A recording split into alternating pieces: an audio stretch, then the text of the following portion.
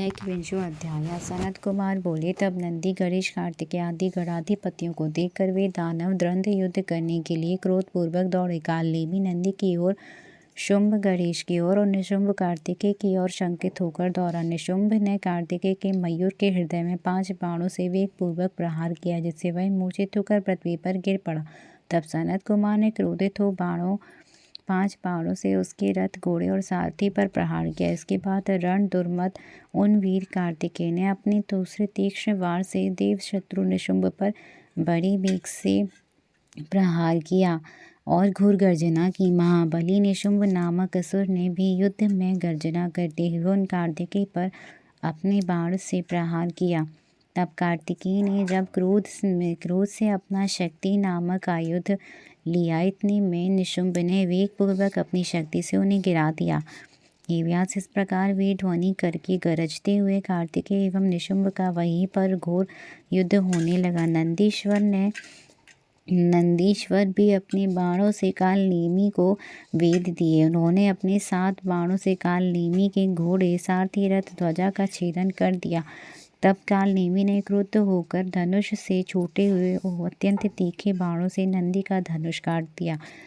उसके बाद नंदीश्वर ने उस धनुष को त्याग कर शूल से महादैत्य कालनेमी के वक्षस्थल पर जोर से प्रहार किया। इस प्रकार घोड़े और सारथी के नष्ट हो जाने पर एवं त्रिशूल से वक्षस्थल के फट जाने पर उसने पर्वत का शिखर उखाड़ कर नंदीश्वर पर प्रहार किया। उस समय रथ पर सवार शुंभ एवं मूषक पर सवार श्री गणेश जी युद्ध करते हुए एक दूसरे के बाण समूह से वेधने लगे। उसके बाद गणेश जी ने शुंभ के हृदय में बाणों से प्रहार किया और तीनों बाणों से सारथी पर प्रहार करके उसे पृथ्वी पर गिरा दिया।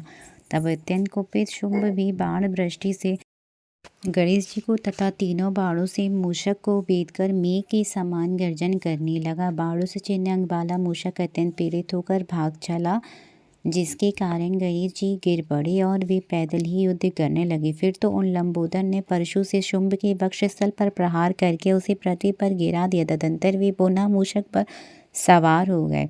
गणेश जी समर के लिए पुनः उद्यत हो गए और उन्होंने हंसकर क्रोध से शुंभ पर इस प्रकार प्रहार किया, जैसे अंकुश से हाथी पर प्रहार होता है। तब कालनेमी एवं निशुंभ दोनों ही क्रोधपूर्वक एक साथ सर्प के समान तीक्ष्ण बाणों से शीघ्रता से गणेश पर प्रहार करने लगे। तब महाबली वीरभद्र ने इस प्रकार पीड़ित किया जाता हुआ देखकर बड़े वेग से करोड़ों भूतों के साथ लेकर दौड़े।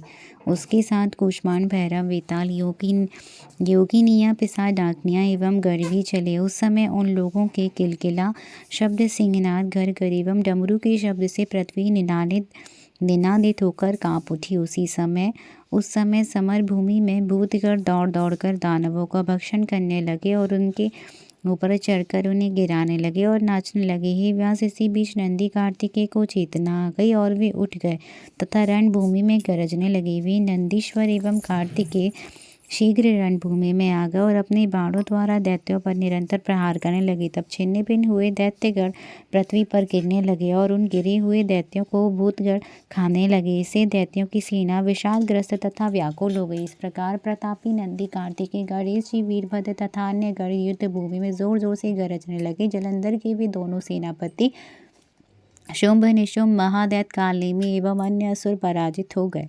तब अपनी सेना को विध्वस्त हुआ देखकर बलवान जलंधर ऊंची पाताल वाले रथ पर सवार हो गणों के समक्ष आ गया। हे व्यास जी, तब पराजित हुए दैत्य भी महान उत्साह से भर गए और युद्ध के लिए तैयार होकर गरजने लगे। हे मुनि, विजयशील शिव के गण नंदी, कार्तिकेय, गजानन, वीरभद्र आदि भी गर्जना करने लगे। उसी समय दोनों सेनाओं में हाथियों और घोड़ों, रथों के शब्द, शंख, भेरियों की ध्वनि एवं सिंहनाद होने लगा। जलंधर के बाण समूहों में दुर्लोक तथा भूलोक के बीच का स्थान उसी प्रकार आच्छादित हुआ जैसे कोहरे से आकाश आच्छन्न हो जाता है।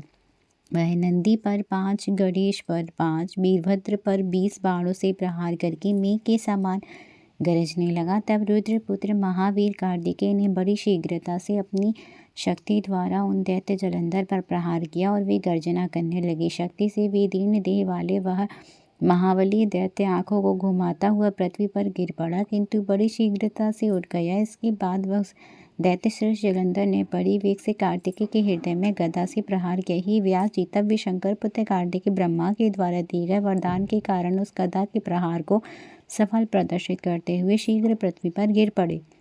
इसी प्रकार शत्रुहंता एवं महावीर नंदी भी गदा के प्रहार से घायल होकर कुछ व्याकुल मन पृथ्वी पर गिर पड़े। उसके बाद महाबली गणेश जी ने अत्यंत क्रुद्ध हो शिव जी के चरण कमलों का स्मरण करके बड़े वेग से दौड़कर अपने परशु से दैत्य की गदा को काट दिया। वीरभद्र ने 3 बाणों से उस दानव की वक्षस्थल पर प्रहार किया तथा 7 बाणों से उसके घोड़ों, ध्वजा, धनुष एवं छत्र को काट डाला। तब दैत्येंद्र ने अत्यधिक कुपित होकर अपनी दारुण शक्ति को उठाकर उसके प्रहार से गणेश को गिरा दिया और स्वयं दूसरे रथ पर सवार हो गया। इसके बाद वह दैत्येंद्र क्रोधित होकर अपने मन में उन वीरभद्र को कुछ न समझकर वेगपूर्वक उनकी ओर दौड़ा। दैत्यराज महावीर जलंधर ने तीखे बाण से शीघ्रतापूर्वक उन वीरभद्र पर प्रहार किया और गर्जना की। तब वीरभद्र ने अति क्रुद्ध होकर तीक्ष्ण धार वाले बाण से उनके बाण को काट दिया और अपने महान बाण से उस पर प्रहार किया। इस प्रकार सूर्य के समान अत्यंत तेजस्वी वीर वरों से श्रेष्ठ वे दोनों अनेक प्रकार के अस्त्र शस्त्रों से बहुत समय तक परस्पर युद्ध करते रहे। वीरभद्र ने अपने बाणों से उस रथी दैत्य के घोड़ों को अनेक बाणों से मार गिराया। उसके धनुष तथा ध्वज को भी वेगपूर्वक काट दिया। इसके बाद वह महाबली दत्तराज परे का अस्त्र लेकर दौड़ा वीरभद्र के पास शीघ्र जा पहुंचा। उस महाबली वीर समुद्रपुत्र जलंधर ने उस विशाल परिघ से वीरभद्र के सिर पर प्रहार किया और गर्जना की। उस महान परिघ से गणेश्वर वीरभद्र का सिर फट गया और पृथ्वी पर गिर पड़ी। बहुत रक्त बहने लगा। वीरभद्र को पृथ्वी पर गिरा हुआ देखकर रुद्रगण भय से शंकर जी को पुकारते हुए रणभूमि को छोड़कर भागने लगे। तब शिव जी ने गणों का कोलाहल सुनकर अपने समीप में स्थित महाबली गणों से पूछा। शिव जी बोले, हे महावीरों, मेरे गणों का यह महान कोलाहल क्यों हो रहा है? तुम लोग पता लगाओ, मैं शीघ्र ही शांत करूँगा। वे देवेश अभी गणों से आदरपूर्वक पूछ ही रहे थे, तभी वे श्रेष्ठ गण प्रभु शिव के पास आ गए। उन्हें विकल देखकर प्रभु शंकर जी उनका कुशल पूछने लगे। तब उन गणों ने विस्तार पूर्वक सारा वृत्तांत यथावत कह दिया। तब महान लीला करने वाले प्रभु भगवान रुद्र ने उसे सुनकर महान उत्साह बढ़ाते हुए उन्हें अभय प्रदान किया। जय जय श्री शिव महापुराण 21वें अध्याय की जय हो। हर हर महादेव, हर हर महादेव, हर हर महादेव।